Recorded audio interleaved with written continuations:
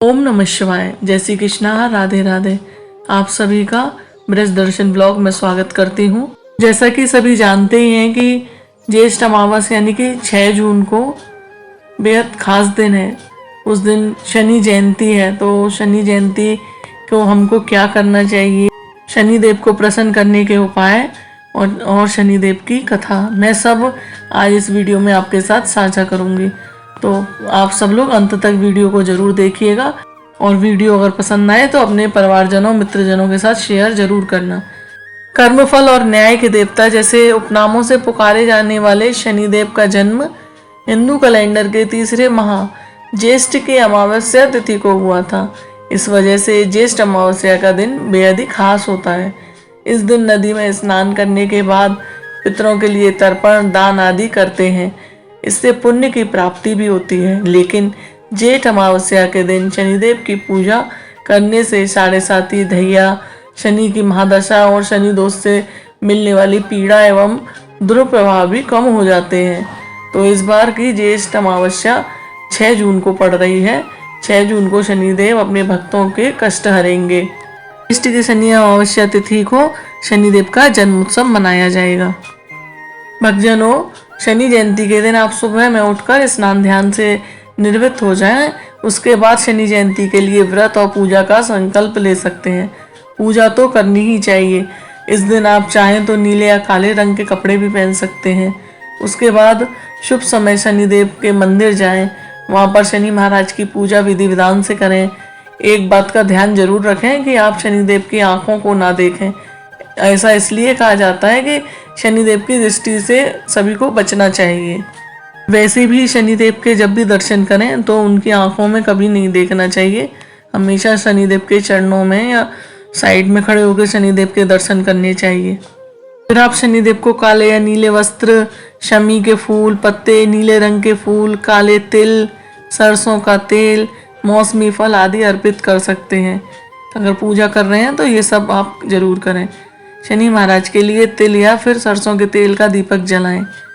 मान लो अगर आप ये सारी पूजा नहीं कर पा रहे विधि विधान से, तो उस दिन आप सरसों के तेल का दीपक जरूर जलाएं और साथ में पीपल की जड़ में भी एक दीपक जलाएं। उसके बाद आसन पर बैठकर शनि चालीसा का पाठ करें। शनिदेव की जन्म कथा पढ़ सकते हैं, जो कि मैं अभी आपको शनिदेव की कथा सुनाऊंगी। फिर शनिदेव की आरती करें। पूजा के बाद शनिदेव से कष्टों के लिए मुक्ति की प्रार्थना करें।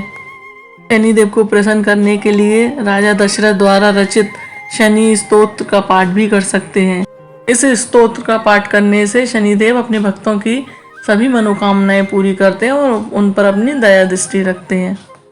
धार्मिक ग्रंथों के अनुसार शनिदेव कर्म फलदाता और दंडाधिकारी हैं। ये अपने कर्तव्य से दिखते नहीं। इसमें ये वह अपने पराये और संबंधों का भी भेद नहीं करते। अच्छा कर्म करने वाले व्यक्ति को वह निश्चित रूप से अच्छा फल देते हैं और बुरा कर्म करने वाले व्यक्ति को निश्चित रूप से बुरा फल देते हैं।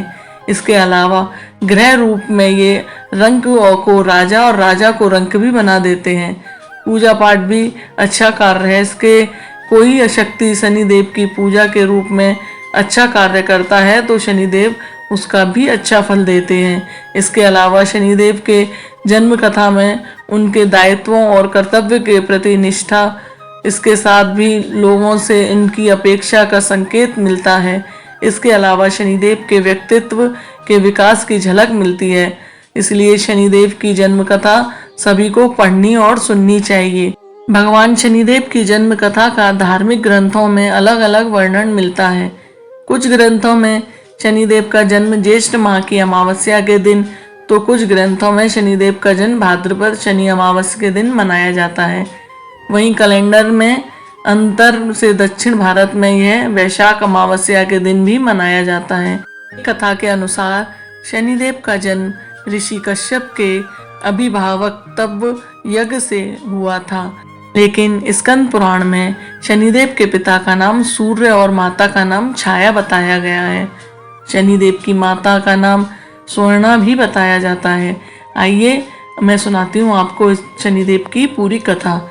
शनिदेव के जन्म की कहानी के अनुसार राजा दक्ष की कन्या संज्ञा, कुछ जगह देवशिल्पी विश्वकर्मा को इनका पिता बताया जाता है। का विवाह सूर्यदेव से हुआ था। संज्ञा सूर्यदेव के तेज से परेशान रहती थी, इससे वह सूर्यदेव की अग्नि से बचने का मार्ग तलाश रही थी। इस बीच दिन पर दिन बीतते गए। अब तक संज्ञा ने वैवस्वत, मनु, यमराज और यमुना नाम की 3 संतानों को जन्म दिया। एक दिन संज्ञा ने फैसला किया कि वे तपस्या कर सूर्यदेव के तेज को सहने की क्षमता बनाएंगी, लेकिन बच्चों के पालन में कोई दिक्कत न आए और सूर्यदेव को उनके फैसले की भनक न लगे, इसके लिए संज्ञा ने अपने तप से अपनी ही तरह की एक महिला को पैदा किया और उनका नाम स्वर्णा रखा। यह संज्ञा की छाया की तरह थी, इसलिए इनका नाम छाया भी हुआ। संज्ञा छाया को बच्चों और सूर्यदेव की जिम्मेदारी देकर तप के लिए चली गई। यह राज किसी को पता न चले, यह निर्देश भी दे दिया। स्वर्णा के संज्ञा की छाया होने से सूर्यदेव के तेज से परेशानी नहीं होती थी। इस बीच स्वर्णा ने भी सूर्यदेव की 3 संतानों मनु, शनिदेव और भद्रा को जन्म दिया। कहा जाता है जब शनिदेव छाया के गर्भ में थे तब छाया भगवान शिव का कठोर तप कर रही थी। भूख, प्यास, धूप, गर्मी सहने के कारण उनका प्रभाव छाया के गर्भ में पल रही संतान यानी शनिदेव पर भी पड़ा। इसके कारण शनिदेव का जन्म हुआ तो लेकिन उनका रंग काला था। यह देखकर सूर्यदेव को लगा कि यह तो उनका पुत्र नहीं हो सकता। उन्होंने छाया को संदेह करते हुए अपमानित किया। माँ के तप की शक्ति शनिदेव में भी आ गई थी। माँ का अपमान देखकर उन्होंने क्रोधित होकर पिता सूर्यदेव को देखा तो सूर्यदेव के काले पड़ गए और उनको कुष्ठ रोग हो गया। अपनी यह दशा देखकर घबराए हुए सूर्यदेव भगवान शिव की शरण में पहुंचे। तब भगवान शिव ने सूर्यदेव को उनकी गलती का एहसास कराया। सूर्यदेव को अपने किए पर पछतावा हुआ। उन्होंने क्षमा मांगी। तब कहीं उन्हें फिर से अपना असली रूप वापस मिला, लेकिन इस घटना के चलते पिता और पुत्र का संबंध हमेशा के लिए खराब हो गया। शनिदेव की जन्म कथा समाप्त होती है। अब हम कथा सुनने के बाद आरती करेंगे। जय जय श्री शनिदेव भक्तन हितकारी, सूर्य पुत्र प्रभु छाया महतारी। जय जय श्री शनिदेव वाम अंग वक्र दृष्टि चतुर्भुजाधारी, नीलांबर धारनाथ गज की अवसारी। जय जय श्री शनिदेव किरीट मुकुट शीश रजत दीपत लेलारी, मुक्तन की माला गले शोभित बलिहारी। जय जय श्री शनिदेव मोदक मिष्टान पान चढ़त है सुपारी, लोहा तिल तेल उड़द महिष अति प्यारी।